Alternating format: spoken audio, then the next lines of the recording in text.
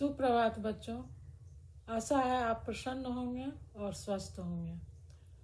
आज मैं आपको एक दीवान की कहानी सुनाऊंगी। किसी जमाने में अंग देश में यशुकेतु नाम का एक राजा था। उसके दीर्घदर्शी नाम का बड़ा ही चतुर दीवान था। राजा बड़ा विलासी था। राज्य का सारा बोझ दीवान पर डालकर वह भोग विलास में पड़ा रहता था। दीवान को बहुत दुख हुआ। उसने देखा कि राजा के साथ सब जगह उसकी निंदा होती है, इसलिए वह तीर्थ का बहाना बनाकर चल पड़ा। चलते चलते रास्ते में उसे एक शिव मंदिर मिला।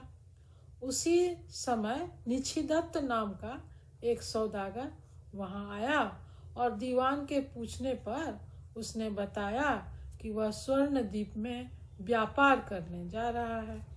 दीवान भी उसके साथ चल दिया।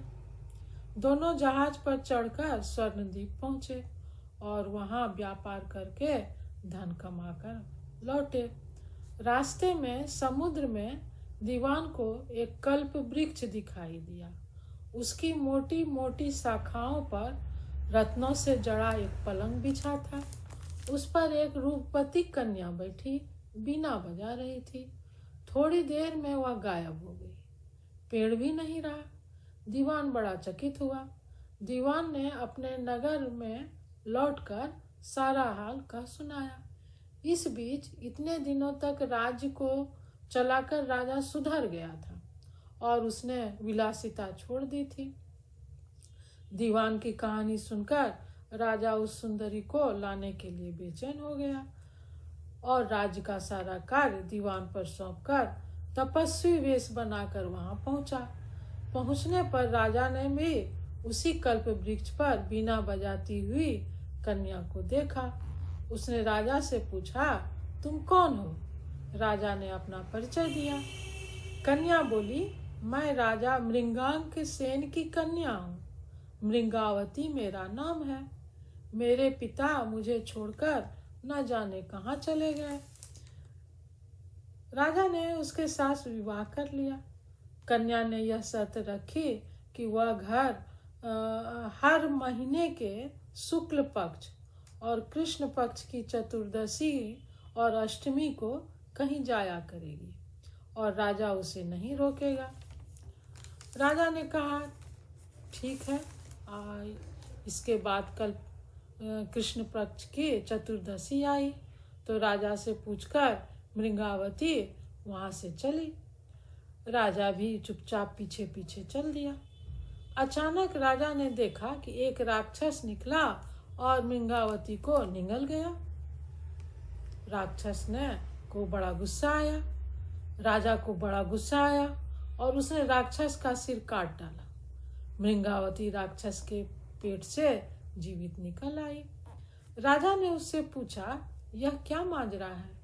तो उसने कहा, महाराज, मेरे पिता मेरे बिना भोजन नहीं करते थे। मैं अष्टमी और चतुर्दशी के दिन शिव पूजा करने यहाँ आती थी। एक दिन पूजा में मुझे बहुत देर हो गई। पिता को भूखा रहना पड़ा।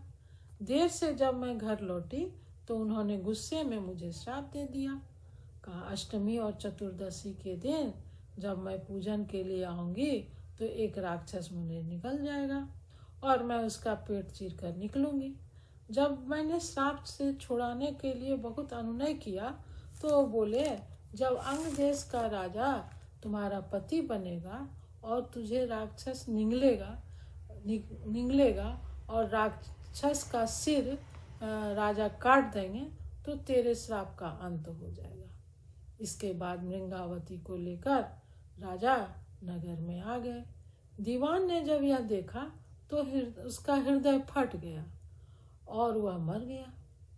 अब इतना कहकर बैताल ने पूछा, हे राजन, यह बताओ कि स्वामी को इतनी खुशी के समय दीवान का हृदय क्यों फट गया?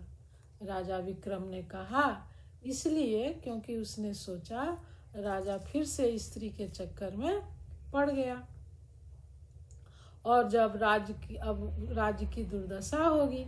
राजा का इतना कहना था कि बैताल फिर पेड़ पर चढ़ जा लटका।